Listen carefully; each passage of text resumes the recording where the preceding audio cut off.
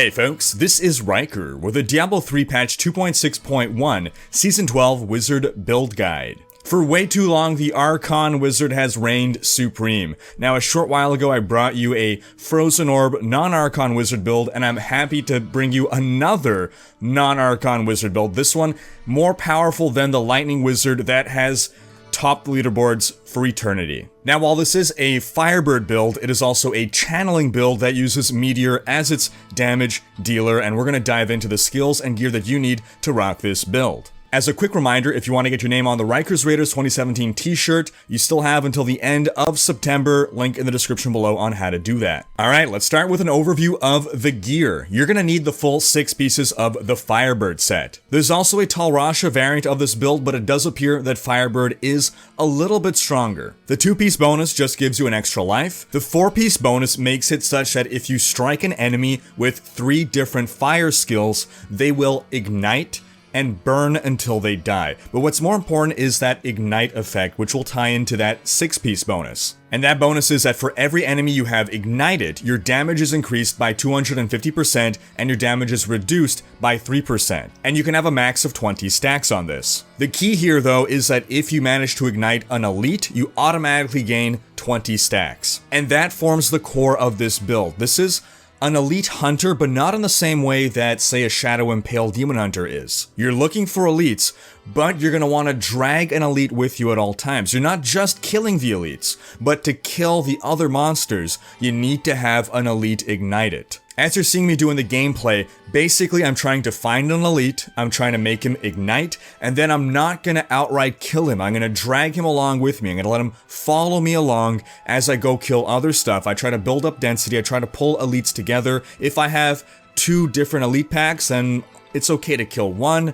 Try to always leave one standing, because once an elite dies, your damage and your damage resistance will drop. So this build is actually very simple to play from a mechanics standpoint with regards to pushing buttons and clicking your mouse, but it requires a little bit more thought. You have to be a bit more methodical, a bit more strategic. The other items that make this build possible include the Death Wish Sword. This increases your damage a bunch while you are using a channeling skill. In our case, we'll be going with Arcane Torrent, but Disintegrate is also an option. And then we have the Etched Sigil. While using a channeling skill, not only is the damage of your arcane spenders buffed, but you also cast one of your other damaging arcane spenders every second. And this is actually the key.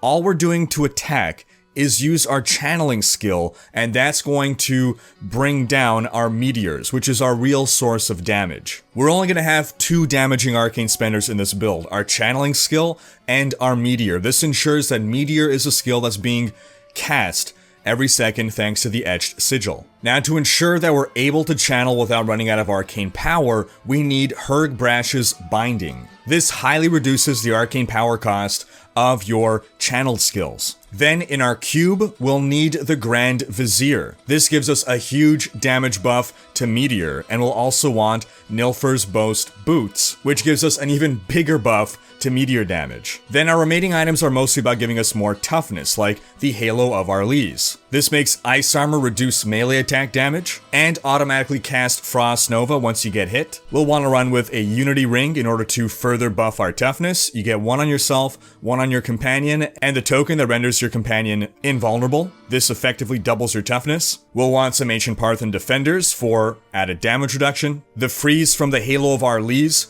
counts as a stun effect, and we'll round things out with the Traveler's Pledge and Compass Rose for added damage and toughness. For our gems, we'll want a Taeguk. This is a channeling build, and this pairs really well with the Taeguk. That gives us more damage and more toughness. We'll want a Bane of the Trapped, one of the best gems in the game. And for greater rift pushing, you'll want a Bane of the Stricken so that it doesn't take forever to kill a Rift Guardian. However, if you're doing easier content, you can go with a Bane of the Powerful. If you're playing in a group, then don't use the Unity, it's not going to benefit you. You can go with a Convention of Elements instead for more damage. Now, if you want to run the Tal Rasha variant instead, things remain mostly the same, just swap out your Firebirds for Tal Rasha. Now, because Tal Rasha doesn't have boots, you'll instead equip the Nilfr's Boast, and because it lacks shoulders, you'll equip a Mantle of Channeling. Instead of Hergbrash's Binding, you would have Tal Rasha's Belt, and instead of the Traveler's Pledge, you'd have Tal Rasha's Amulet. So then there's no point keeping the compass rose, and you would get a convention of elements. In your cube for the armor, since you have the Nilfgaard's Boast equip, instead you'll have an Aquila Cuirass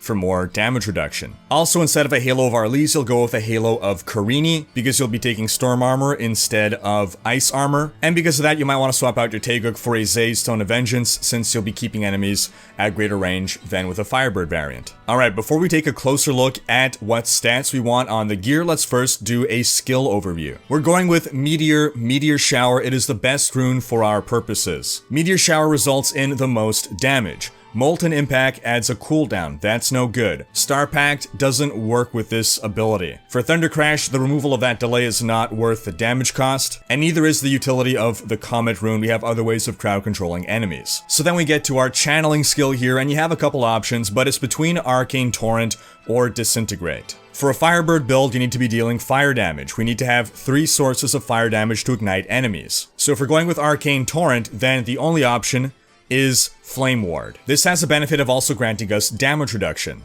Arcane Torrent also natively costs less than Disintegrate to channel. Now compare this to Disintegrate Convergence.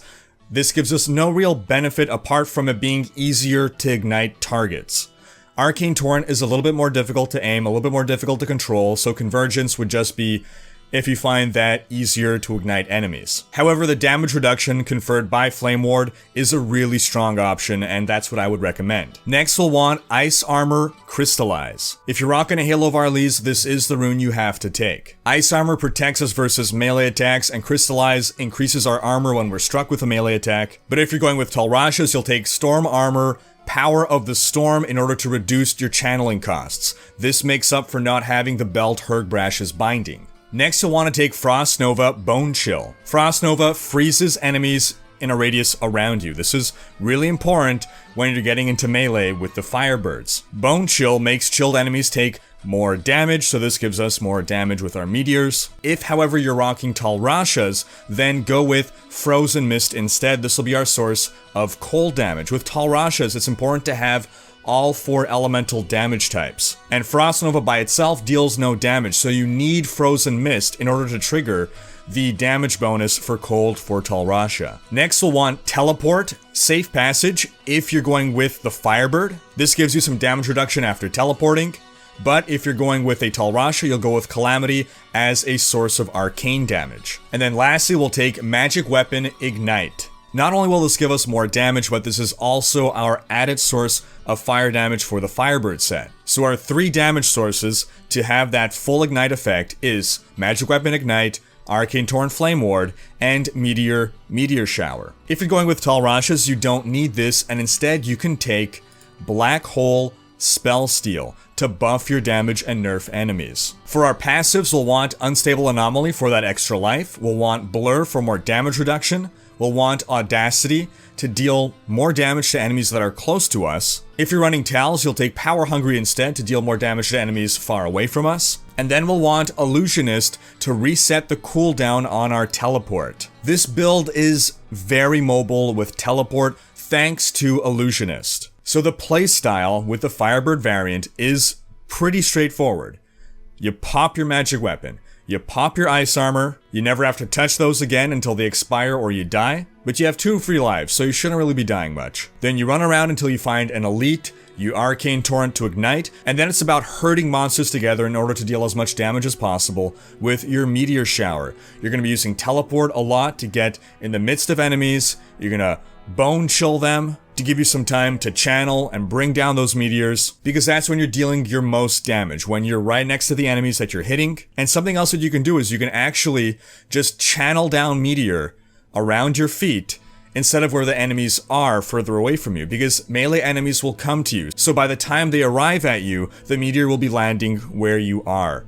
Meteor Shower is a little bit difficult to aim. It sort of hits in a wide area and it's basically luck whether it strikes the enemy or not. That's why this build really benefits from having a lot of monsters on screen that you're going to be rounding up, herding together, and bringing along with you to the next pack of enemies. With the Tal Rasha variant, it's about triggering your 4 elemental damage types and keeping that buff up in order to deal max damage.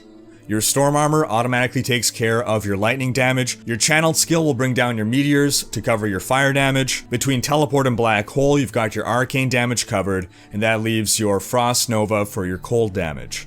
Alright, going back to our gear to look at the exact stats that we want, we'll just cover the Firebird variant here. I'll have a D3 planner link in the description below for the exact stats that you want. I don't have the most optimal gear here, but despite that, I still cleared a Greater Rift 90, so I'll read off the stats that you want. For your shoulders, Intelligence, Vitality, Life, Armor, and get secondary resistances wherever you can. For your helm, Intelligence, Vitality, Crit Chance, you're going to put an Amethyst for more life. We don't need cooldown with this build. For your amulet, Fire, Crit, Crit. For your chest, Intelligence, Vitality, Armor. For your gloves, Intelligence, Vitality, Crit, Crit. For your bracers, Fire, Intelligence, Vitality, Crit. For your belt, Intelligence, Vitality, Life, Armor. Your pants, Intelligence, Vitality, Armor. Your boots, Intelligence, Vitality, Armor, Meteor damage, very important. Your Unity, Crit, Crit, Elite damage. Or if it's a convention, then instead of elite damage, just get raw damage. For your compass rose, Intelligence, Crit, Crit, raw damage. For your Death Wish, Intelligence, Vitality, % damage. And for your Etched Sigil, Intelligence,